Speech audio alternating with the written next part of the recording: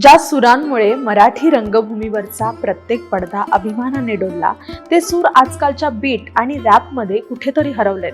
आज आपण त्याच सुवर्ण काळाचा प्रवास पाहणार आहोत. हा सुवर्ण काळ म्हणजेच मराठी नाट्य संगीताचा काळ, जिथे प्रत्येक गाणं हे केवळ मनोरंजन नव्हतं, तर ते थेट आत्म्याला स्पर्श करणारं प्युअर इमोशन होतं.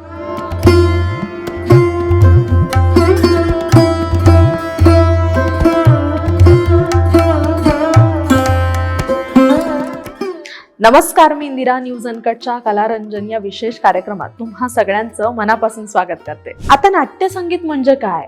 एखादं नाट्यपद कसं गुंतागुंतीच्या भावना, कॉम्प्लेक्स इमोशन्स व्यक्त करतं, हे समजावून सांगण्यासाठी मी तुम्हाला एक आयकॉनिक उदाहरण देते. एक हिरो आणि एक हिरोईन. हिरोईनचा म्हणजेच भामिनीचा जबरदस्त स्वाभिमान, सेल्फ रिस्पेक्ट, आणि हिरोचा म्हणजेच धैर्यधरचा अति आत्मविश्वास, ओव्हर कॉन्फिडन्स. आता सीन काय आहे तर ही हिरोईन आहे भामिनी. ती आपल्या हिरोवर म्हणजेच धैर्यधरवर रुसलीये. त्याचं बोलणं तिला खूप हर्ट झालंय, त्यामुळे तिच्या मनात एक घुसमट, मेंटल ब्लॉक चालू आहे. आता तिच्या मनात चाललेली घुसमट ती व्यक्त कशी करणार? कारण आजच्या सारखे तेव्हा ब्रेकअप सॉन्ग नव्हते ना स्टोरी टाकायला सोशल मीडिया होता. मराठी नाट्यसंगीत हे शब्द आणि सूर यांच्या बॉन्डिंग मधून पात्राच्या मनातील वादळ उभं करायचं. लिटरली एका गाण्यात सगळा ड्रामा कव्हर व्हायचा. म्हणजेच नाही मी बोलत नाथा, नाही मी बोलत नाथा, नाही मी बोलत. खाडीलकरांनी याची श्रमश्लोकी केली आहे. म्हणजे हमसे ना बोलो राजा रे, हमसे ना बोलो बिराई मोरी आखिया राजा, नाही बोलत. बघा, आहे की नाही गंमत? या मराठी नाट्यपदाला हिंदीतही तेवढीच लोकप्रियता मिळाली. त्यावरून या पदाची पॉवर कळते. पण खरी गोष्ट ही आहे की मराठी नाट्यसंगीत हे केवळ क्लासिकल राग आणि गायन नाहीये, तर ते आहे अभिनय, साहित्य आणि इमोशन याचा अल्टिमेट संगम. प्रत्येक नाट्यपदाची चाल त्या विशिष्ट प्रसंगातील पात्राच्या मनातील भावना इतकी अचूक पकडतं ना की त्याला पुन्हा कोणत्याही क्लॅरिफिकेशनची गरज उरत नाही. हे संगीत प्रेक्षकाला केवळ ऐकण्यासाठी नाही तर जगण्यासाठी प्रवृत्त करतं. नाही मी बोलत म्हणजे आजच्या भाषेत सांगायचं झालंच तर I love you, but my self respect is more important right now, so I will ignore you even if it hurts me. माझं तुझ्यावर प्रेम तर आहे, पण माझा स्वाभिमान आत्ता मला खूप महत्वाचा आहे. त्यामुळे मला त्रास होत असला तरी मी तुला दुर्लक्षित करेन. याला काय म्हणतात तर सायलेंट रॅप. हे गाणं म्हणजे केवळ शब्द नाहीये, तर हा आहे भामिनीचा इनर व्हॉइस.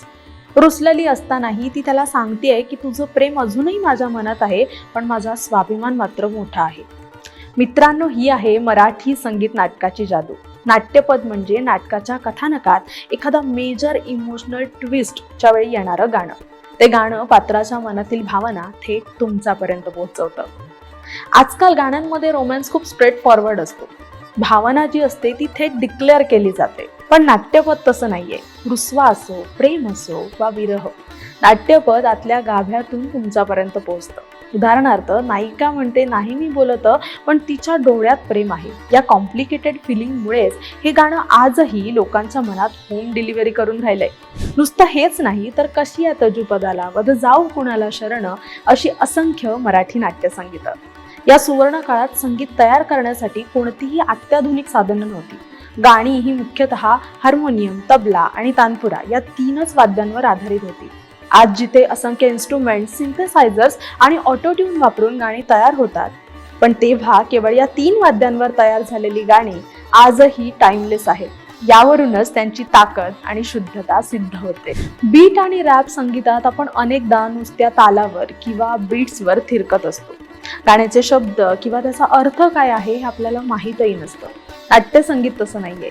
इथे लिरिक्स, राग आणि ऍक्टिंग यांचा त्रिवेणी संगम असतो, जिथे प्रत्येक शब्दाचा अर्थ पात्राच्या भावना थेट प्रेक्षकांपर्यंत पोहोचवतो. शिवाय नाट्यपद गाणारा कलाकार केवळ गायक नसतो, तर तो एकाच वेळी ऍक्टर आणि सिंगर असतो. त्याला अभिनयाच्या वेळी रागाचा एकही सूर चुकवता येत नाही. हे खूप मोठं आव्हान आहे, कारण इथे ऑटोट्यून नसतं ना. बीट आणि रॅपमध्ये तात्पुरता स्वॅग असेल, पण मनातील कॉम्प्लेक्स इमोशन्स व्यक्त करण्याची खरी पॉवर फक्त या मराठी नाट्यसंगीतातच आहे. आजही ही परंपरा टिकवून ठेवण्यासाठी राहुल देशपांडे, प्रियांका बर्वे, अमेय वाघ यांसारखी तरुण पिढी खूप मेहनत घेते. राहुल देशपांडे ज्यांच्या आजोबांनी कट्यार गाजवली, तेच राहुल आजच्या पिढीला जुने मेसेज नव्या स्वरूपात देत आहेत. नाट्यसंगीताची वाटचाल सारख्या कार्यक्रमांमध्ये ते जुन्या गोष्टी व्हिज्युअल्स आणि निवेदनाच्या माध्यमातून खूप एंटरटेनिंग बनवत आहेत. ज्या सुरांमुळे मराठी रंगभूमीवरचा प्रत्येक पडदा अभिमानाने डोलला, ते सूर जपण्यातच मराठी संस्कृतीचा खरा अभिमान आहे. तुम्हाला काय वाटतं आम्हाला कमेंट करून नक्की कळवा. तुर्तास या व्हिडिओत इथेच थांबूयात. तोपर्यंत पाहत राहा न्यूज अनकट एक्सप्लेन.